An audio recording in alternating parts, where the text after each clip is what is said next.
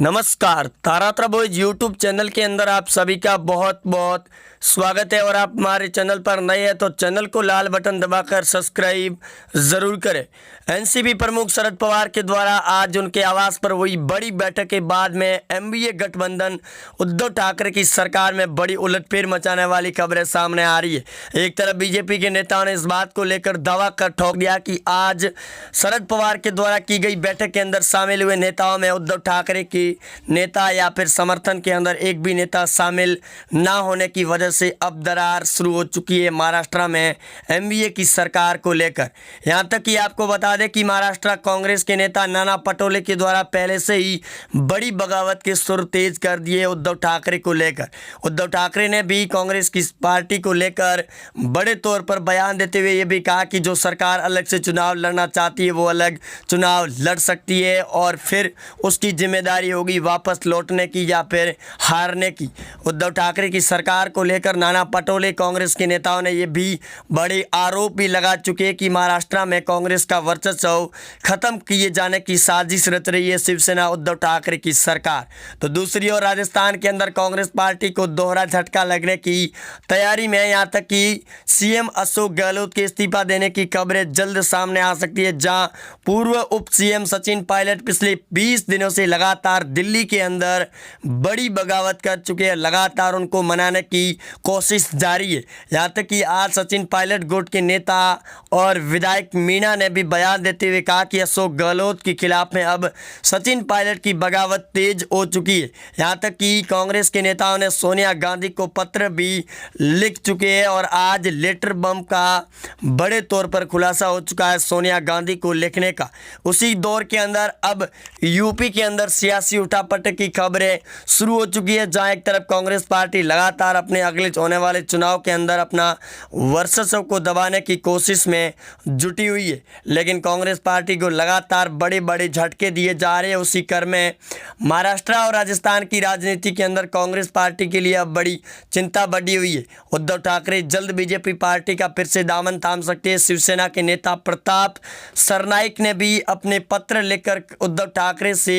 बड़े तौर पर अगुवाई की है कि जल्द शिवसेना और बीजेपी का वापस गठबंधन किया जाए और यही राष्ट्र हित के लिए और महाराष्ट्र की जनता के लिए सही होगा। जिसके बाद में एनसीपी के नेता शरद पवार और कांग्रेस के नेताओं ने भी बगावत के बड़े तौर पर बयान शुरू कर दिए थे। इसके बाद में उद्धव ठाकरे और शरद पवार के लिए बड़ी चिंता नजर आ रही है। वहीं उद्धव ठाकरे के खिलाफ में अब प्रशांत किशोर और शरद पवार से लगाकर कांग्रेस के नेताओं की सीक्रेट बैठक होने की बड़ी मीडिया सूत्रों के हवाले से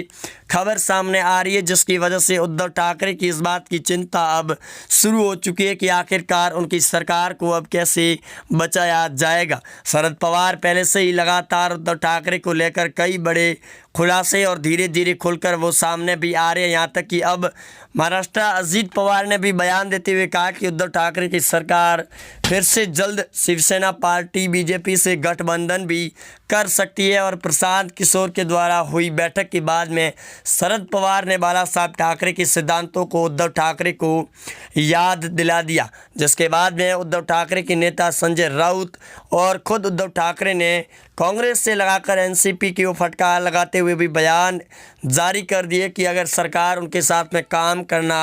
नहीं चाहती है तो अपना गठबंधन तोड़ सकती है या फिर अपना समर्थन भी वापस ले सकती है। कांग्रेस पार्टी ने खुलकर इस बात को बगावत और दावा कर लिया कि वो आने वाले चुनाव, चाहे स्थानीय निकाय के चुनाव हो या फिर बीएमसी के चुनाव, उनके अलग से चुनाव लड़ेगी और इसके अंदर कांग्रेस पार्टी किसी भी पार्टी से गठबंधन नहीं रखेगी। जिसके बाद में लगातार सरगर्मियाँ बढ़ी हुई है। तो वहीं अब 24 जून को होने वाली पीएम मोदी की जम्मू कश्मीर के अंदर बड़ी बैठक के अंदर बड़ा उलटफेर भी हो सकता है, जिसकी वजह से लगातार बड़े बड़े नेताओं की बैठकें जारी है और विपक्ष के नेता लगातार जम्मू कश्मीर के अंदर होने वाली बैठक को लेकर चिंता जाहिर कर रहे हैं और लगातार उनके होश उड़े हुए नजर आ रहे हैं। यहाँ तक कि आज कांग्रेस के नेता और भारत के पूर्व पीएम मनमोहन सिंह के द्वारा भी कांग्रेस की बड़ी बैठक ली गई है। जम्मू कश्मीर के अंदर होने वाली पीएम की बड़ी बैठक और समीक्षा बैठक को लेकर कांग्रेस के नेता अपनी अलग से जम्मू कश्मीर के अंदर सियासी उठापटक की खबरों के बीच में रणनीति तैयार कर रहे हैं। तो वहीं जम्मू कश्मीर के पूर्व सीएम फारूक अब्दुल्ला ने आज शरद पवार के घर पर हुई बैठक के अंदर भी भाग लिया और कांग्रेस के नेताओं के द्वारा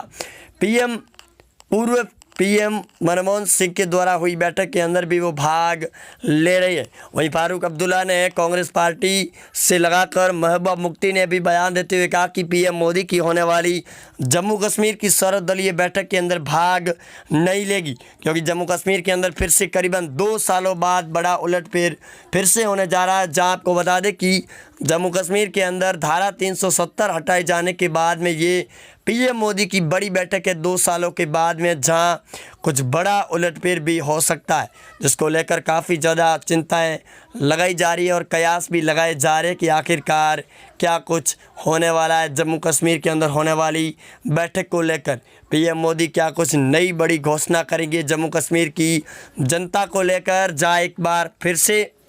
पीएम मोदी और कांग्रेस से लगाकर जम्मू कश्मीर के विपक्ष के नेताओं में बड़ी चुनौती जाहिर की जा सकती है। फारूक अब्दुल्ला और महबूबा मुफ्ती से लगाकर अमर अब्दुल्ला के द्वारा भी लगातार जम्मू कश्मीर की धारा 370 हटाए जाने के बाद में कई बड़े बयान भी दिए जा चुके हैं। यहाँ तक कि शिवसेना ने भी धारा 370 हटाए जाने के बाद में भी पीएम मोदी की अगुवाई में बड़े तौर पर बयान भी दिया था। अब देखना ये बड़ा दिलचस्प होगा कि पीएम मोदी की होने वाली बैठक से पहले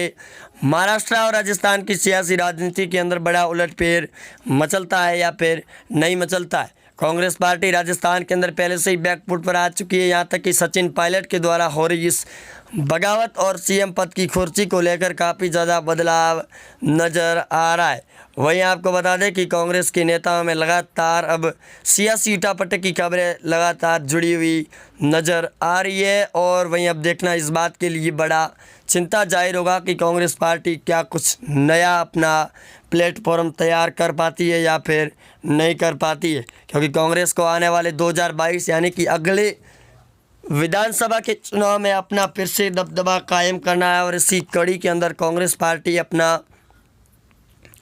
पूरी तरीके से जोरों शोरों पर तैयारियों में जुटी हुई है। यूपी के सीएम योगी आदित्यनाथ की आज डिप्टी सीएम केशव प्रसाद मौर्य के साथ में हुई बैठक और जो पिछले 1 साल से चल रही नाराज़गी को लेकर अहम बैठक हो चुकी है। इस बैठक के अंदर काफ़ी ज़्यादा दबदबा और भी दिखाई दे रहा है, जिसकी वजह से अब देखना इस बात के लिए जाहिर होगा कि केशव प्रसाद मौर्य को करीबन 45 मिनट की हुई बैठक के अंदर सीएम योगी आदित्यनाथ ने उनको मनाकर ही बार वापस लौटे। अगले साल होने वाले चुनाव के अंदर बीजेपी पार्टी ने फिर से हिंदुत्व का कार्ड सीएम योगी आदित्यनाथ पर खेल दिया है, जहां एक तरफ ये दावा किया जा रहा था कि सीएम योगी आदित्यनाथ के खिलाफ में और केशव प्रसाद मौर्य की नाराज़गी में ब्राह्मण समुदाय के वोटों में खिंचाव जारी कर सकता है, लेकिन इस बार देखने को नहीं मिल रहा है। तो वहीं अब आप जुड़े रहेंगे हमारे साथ में लगातार चैनल पर। वहीं आप नए हैं तो सब्सक्राइब जरूर करें। मिलते हैं नए अपडेट में, तब तक के लिए जय हिंद, वंदे मातरम।